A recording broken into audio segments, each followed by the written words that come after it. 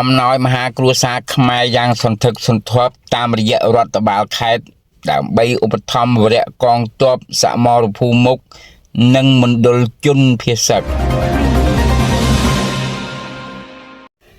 អំណោយជាគ្រឿងឧបភោគបរិភោគនិងថវិកា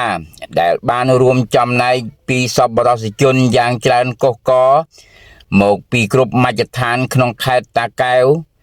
ចាប់តាំងពីថ្ងៃទី10រហូតដល់ថ្ងៃទី13ខែធ្នូឆ្នាំ2025នេះ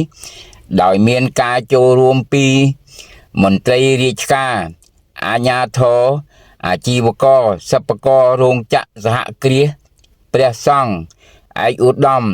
លោកអុកញ៉ាលោកជំទាវលោកស្រីលោកគ្រូអ្នកគ្រូសិស្សានុសិស្សនិងបងប្អូនប្រជាពលរដ្ឋជាមហាគ្រួសារខ្មែរជួយខ្មែរក្នុងខេត្តតាមរយៈរដ្ឋបាលខេត្តតាកែវដើម្បីឧបត្ថម្ភដល់វរៈកងទ័ពសមរភូមិមុខនិងជនភៀសសឹកចំពោះទឹកប្រតីនិងទឹកចិត្តដ៏ប្រពៃថ្លៃថ្លានេះពិតជាបានរួមចំណែកយ៉ាងសកម្មក្នុងពុព្វហេតុស្នេហាជាតិស្នេហាទឹកដីនិងបង្ហាញនូវវីរភាពរួបរวมគ្នាជាធ្លុងតែមួយនៃខឿនការពារជាតិការពារអធិបតេយ្យជាតិនិងការពារនៅបូរណភាពទឹកដីរបស់ព្រះរាជាណាចក្រកម្ពុជានៃយើងសកម្មភាពទាំងអស់នេះគឺសបញ្ជាក់ឲ្យឃើញថា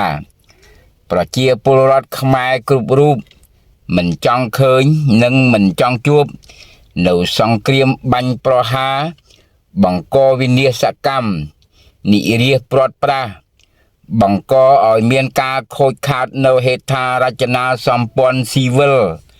ចាកចោលលំនៅឋានហិនហោចទ្រព្យសម្បត្តិនោះឡើយសង្ឃឹមថាភ្លើងសង្គ្រាមឈ្លានពានទឹកដីនឹងរលត់ទៅវិញក្នុងពេលឆាប់ៗនេះ